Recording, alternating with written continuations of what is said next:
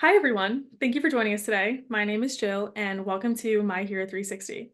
Here at My Hero 360, we honor, celebrate, and connect heroes worldwide. Their voices can serve as a catalyst for change, encouraging others to find their own strength and pursue their passions. Today, we have the incredible Bérénice Magistretti. Bérénice, thank you so much for joining us and allowing us to share your remarkable story.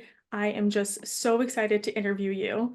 But before we dive in, why don't you take a moment to introduce yourself to our audience and give us a bit of background about who you are? Sure, and thank you so much for having me and for welcoming me, on your platform. I'm delighted to be here, and it's really an honor. So very grateful, and thank you for the opportunity. So my name is Bérénice Magistretti. I'm half Swiss, half Italian. Born and raised in Switzerland, the French part, and I now live in Milan, Italy, which is where my father is from. I really wanted to reconnect with my Italian roots. I've been a journalist for as long as I can remember. I've always loved writing. It's just been sort of my way of communicating to the world. And I've sort of been, through a period of tech journalism where I wrote a lot about startups and kind of what I call tech that matters. So startups that had a positive impact on, society, health, individuals. And then, myself having a disability of being visually impaired, the sort of disability took a bit, an increasing amount of space in my life for me to manage it and accept it and sort of navigate around it. And so I've kind of refocused a lot of my writing now on disability advocacy and raising awareness around disabilities. Wonderful. All right, let's get into it. So, in your bio on Instagram and on your website, you proudly state that your mission is to bring visibility to invisible disabilities. What personal experiences or pivotal moments motivated you to embark on the meaningful journey of bringing awareness to invisible disabilities? Yeah, so when I was 18 or 19, I was diagnosed with a condition known as retinitis pigmentosa, which is a form of retinal degeneration. And, obviously earth-shattering diagnosis, especially as the doctor who posed the diagnosis was a very sort of unempathetic doctor, void of any kind of feeling or sentiment. So, it was very hard to receive that news, which basically was, you have this genetic condition. We don't know how it's going to evolve. There's no treatment, and you could become blind by the time you're 30. So, when you're an 18, 19-year-old, just fresh out of high school with your whole life in front of you, it Right, was very difficult. of course. Um, Thank God I have an incredibly supportive and loving family, which really helped. And, I think from then on, I've been on a journey of sort of, learning to accept this disability, accept it as being a part of me.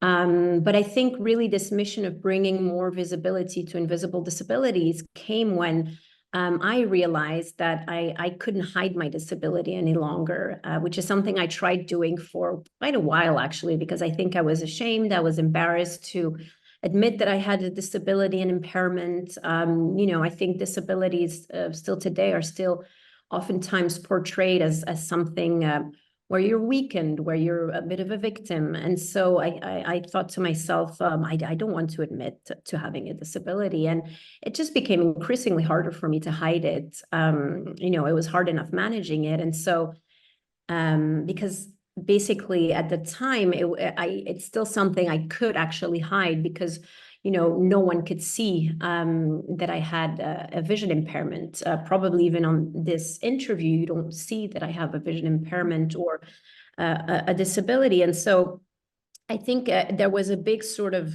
switch where I was like, why am I spending so much time and energy trying to hide something that I could actually share with the world and, bring more light and awareness to it and, hopefully invite others to share in return, which is what happened. And it's been an incredible journey since.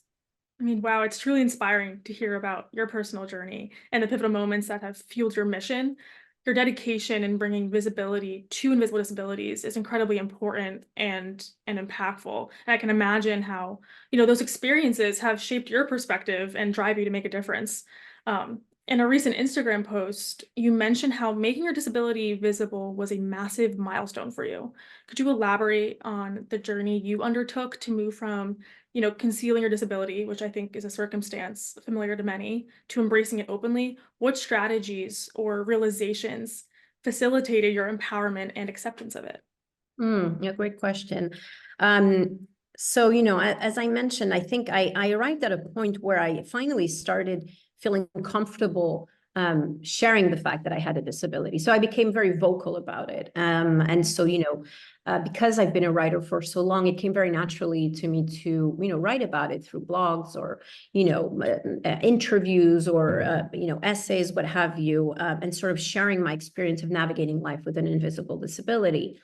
But then I sort of hit another kind of roadblock or obstacle or what have you, which was very recent actually in the past year or two, which was realizing that I had to make it visible. It wasn't enough for me to be vocal about it. I really had to show the world that I had Right. a vision impairment because it just became, because of the degenerative nature of the condition, my eyesight is gradually worsening because there's still no treatment today for what I have. And so I just found it even harder to, just walk in the street by myself, travel by myself, without having sort of an assistive aid, a cane. And so that sort of realization took a long time to sort of hit me, because I think I was really hanging on to, my former life without a cane and navigating life with an invisible disability. And I haven't gotten very comfortable doing so.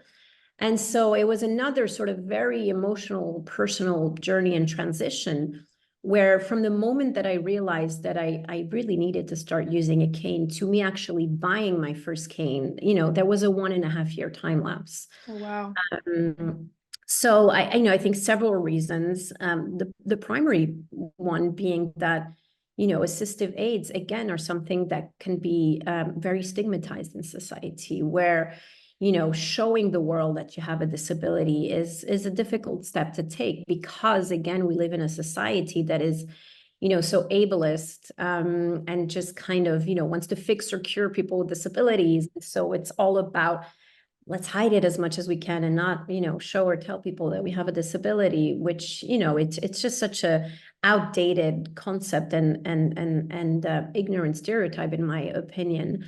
And we can go into that a bit more, further down. But so I think it was a huge transition. And so I'm a very recent new cane user. And now I feel absolutely, great and very liberated having started using that cane. But it took me a long time, and it took a lot of work on myself, working with a coach as well, sort of a life health coach, to help me visualize myself using a cane and seeing how I felt, during the visualization process. So definitely a very, very tough transition. Of course. Well, it's certainly evident that your path to embracing your disability openly was filled with, like you said, resilience and self-discovery. And I think the process of self-acceptance, involves confronting your fears, those vulnerabilities, and internal conflicts. And I think that can be daunting for many individuals.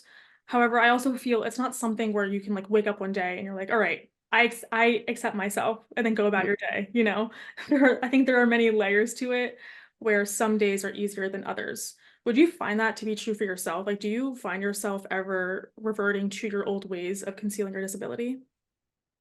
I mean, absolutely, in the sense that, there are good days and bad days, and it's all about trying out, a new way of sort of adapting to your situation. And so, I think for me, it was really sort of years and years of first being able to accept the disability and being able to share it openly with the world and with other people, and saying, yes, I have a disability, I have this, and trying to also educate people around me and raise awareness around what I had and still have. And then it was this kind of new mission, so to say, of showing the world that, it's okay to use a cane because, who cares what people think? It's really about how it makes you feel and if it makes you feel more comfortable and confident. But, of course, there are days where, I wish I had perfect vision and I wish I didn't have to use a cane because my vision impairment does make my life much, much more difficult on a daily basis. Whether it's going to buy something at the grocery store or, going to the nail salon, everything takes energy and it's stressful and, you kind of try to mitigate the risks. And so, of course, there are days where, it hits me hard and I'm like, wow, this is tough. Right. But, then that's when you kind of have to dig deep into the sort of foundational resilience that you've built over 2 decades and say, well, that's there, that hasn't moved. And I can always, count on that, inner light, inner resilience, inner strength. Because you have to build up that, strength and resilience when you have a disability. It's just Absolutely. something that you in order to kind of cope and manage and move forward in life. So, I find that, whether it's having done like a psychotherapy or having, ventured into sort of more spiritual practices like meditation and yoga, or worked with a health and life coach to, as I said, practice visualization exercises, but also learn to be grateful for what I do have. So I think it's really about, trying to develop this toolbox that you always have handy. And, even though some days are harder, that you always have that toolbox at your, disposition. Absolutely. And in addition to that toolbox, you've emphasized through my research the importance of learning to rely on other senses as a visually impaired person. Could you offer specific instances or examples illustrating how leveraging these alternative senses has enhanced your capacity to navigate different aspects of life more effectively? Yeah, I think that as human beings, we're very, very driven, and even more so in today's society, very driven by the visual, right? It's like because we're bombarded constantly by information, by pictures, by images, by videos, by text, so it's a very visual driven Yeah. society. And so obviously when your visual sense is impaired, you kind of have to lean into your other senses, which do become heightened, to be honest. Like it's really something that Wow. I've noticed, over the past couple of years, because our brain is incredible. It really does adapt. And because my condition sort of is very gradual in its degeneration, I think my brain has also had time to sort of adapt and, heighten other senses to sort of rebalance kind of my external radars. And Amazing. yeah, no, it's fascinating. I know I have a heightened sense of smell, of hearing, of touch. And, these are all things that I've really leaned into, and that have helped me, I think, since a young age, get a very quick sense of people, and sort of their values and motivations. And that's helped me a lot in life. Because I think when your vision is impaired, you do sort of pick up on different things, whether it's like an energy or a vibe or a Sure. sound, or, however, or how the person kind of, uses their arms, or, touches you on the arm, or whatever it is. Like it's something you can, that I think you have to sort of cultivate and work on if you want to be able to rely a bit more on these other senses. But it's definitely something that I found very interesting to notice, how developed these other senses are. No, it's certainly fascinating to hear how you've embraced these alternative senses. And your perspective on leveraging these senses definitely resonates with the broader theme of, breaking stereotypes and societal norms. So could you share a personal experience or journey where you've challenged societal stereotypes or norms within the realm of fashion or disability representation? Yeah, I mean, I think like fashion is always something that I've been very drawn to since a young age. Like as a teen, I would always buy, Vogue magazine or Yeah. Vanity Fair or whatever. So it's always been, I loved looking at the images or smelling the magazine or collecting them and, having that tactile sensation as well. And I actually just published a sort of op-ed piece in the March issue of British Vogue. And I think that's something that, is kind of relatively new, is having someone with a disability, share their voice in sort of the Bible of fashion, so to say, because I think it's two worlds that have been very, sort of separated until now. It's like, well, if you're disabled, you can't really be fashionable, can you? Right. And it's something that I'm really trying to break, sort of break this stereotype, whether it's by writing in magazine, like Vogue, or, because I love fashion, I also love to dress well and accessorize. And so, now using a cane, I'm trying to, use it in a fashionable way. And so I'm hoping that, through these, different ideas and, collaborations that I'm trying to, to create and put forward, the world will see that, yes, you can be disabled and fashionable, or fashionable and disabled, however you want to put it. It's definitely not mutually exclusive, and the cane can definitely become a fashionable accessory. Absolutely. And it's incredibly important, like you said, to break those stereotypes. And, your courage in challenging those stereotypes and advocating for more inclusive representation is truly commendable. It's inspiring to hear how you've navigated through such barriers and make a meaningful impact. My hero, we're all about recognizing those that have embraced life's challenges and turned it into something powerful and hopeful for others. So can you share ways in which you have not let your own obstacles define you? Yeah, I think, it really comes with the journey. And, you can see obstacles as obstacles, in the sense like it's preventing me from moving forward in the direction that I want to go. Or you can see obstacles as opportunities and saying, well, you know what?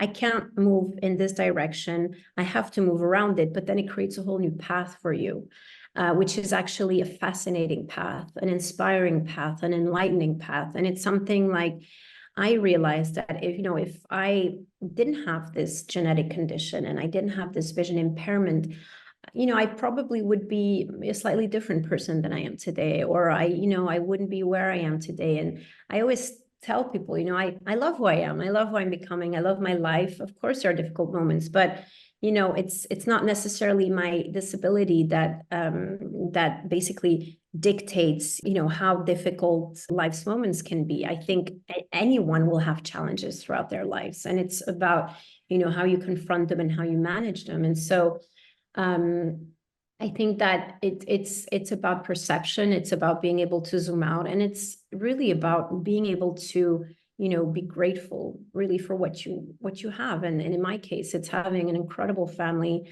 incredibly supportive family, wonderful friends, and a mission that I've sort of set for myself in life, which really generates a sense of purpose that's very fulfilling and enriching. And it's really about this journey of raising awareness around invisible disabilities and encouraging people to be more visible and vocal about their disabilities, because I think that's really how we'll break out of this mold of sort of this very binary way of looking at things and looking at people. Sure. And I love what you said about turning how you see obstacles as opportunities. Perception is a significant factor in the outcomes of just life in general. So I love what you said about that. That's amazing. For my last question, what would you tell your younger self knowing what you know now? I would tell her that things are going to be okay. I'm getting emotional, actually. No, that's okay. Um, Totally but okay. I think it's when you are younger, it is it can feel like the world is falling apart and your life is falling apart. And I think No, please. now sorry. No, don't be sorry. Please. That's part of the process, is being vulnerable. And Absolutely. No, it is. Truly. Truly. but I think I would really tell her, like, things are going to be okay, and great things are coming your way. And yeah, it's okay to be vocal and visible about who you are, because you're a beautiful person. So I think that's what I would tell her. You are absolutely incredible and so inspiring. I just want to thank you so much, genuinely, for your authenticity and vulnerability today. You are truly a hero, and here at My Hero 360, we value and appreciate the impact you've made on the world. So thank you. Thank you so much for welcoming me and allowing me to share.